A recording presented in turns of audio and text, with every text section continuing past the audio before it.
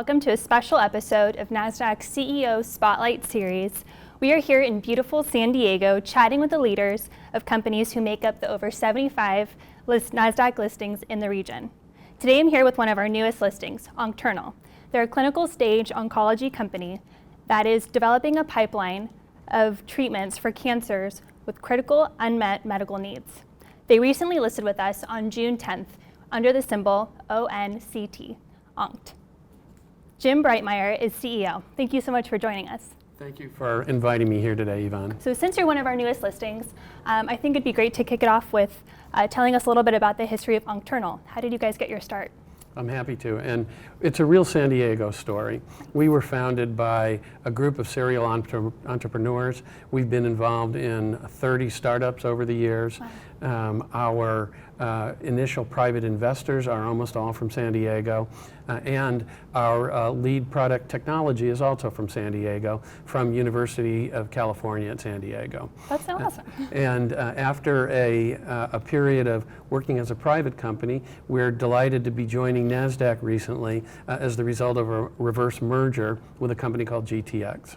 That's awesome. Well, even better, we're celebrating San Diego Week, and you are a great example of a great success story.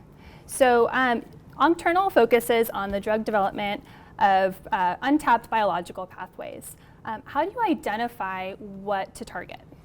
Yes, that's a really important thing for a small company to do, because moving into a space that is already crowded is tough, and the big players tend to not want to make room for you. Mm-hmm. Myself and our other group of founders really look for things that have serious potential for cancer patients, but that don't have a lot of attention right now. And the hard thing about this is finding the diamond in the rough, something that has potential to help patients but hasn't been recognized as such. And we've been lucky enough to do that twice now with our two lead products. Nice.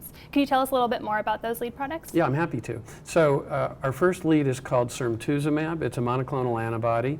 It's in the clinic already. We're treating patients with leukemia, lymphoma, and breast cancer.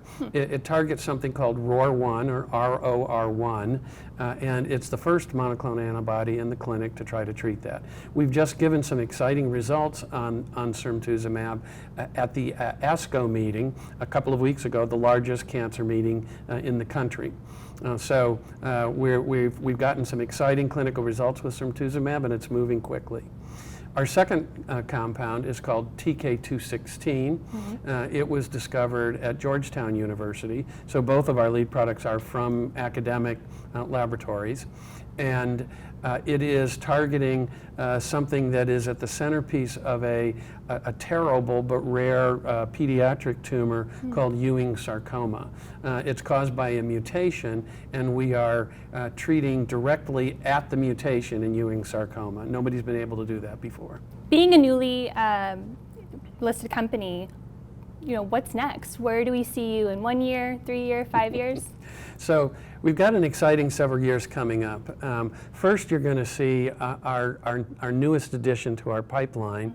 We're bringing on a CAR T program. That's an immunotherapy or immuno-oncology project where we are convincing a patient's own lymphocytes to attack their tumor by putting in a targeting molecule that recognizes ROR1.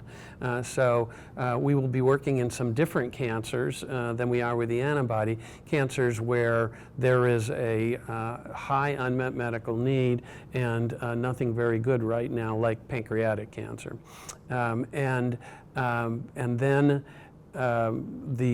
We expect that program to be underway over the next year. With our two existing programs, we've got a lot of clinical data coming in the next 1 to 2 years. So we expect to be having a steady news flow of results with Cemtuzumab, the antibody, and TK216 in both our Ewing sarcoma program and an acute myeloid leukemia program that we're starting. Well, it sounds like there's lots of exciting news to come. What's the biggest change for you since going public? Well, so we've been public now for about 11 days.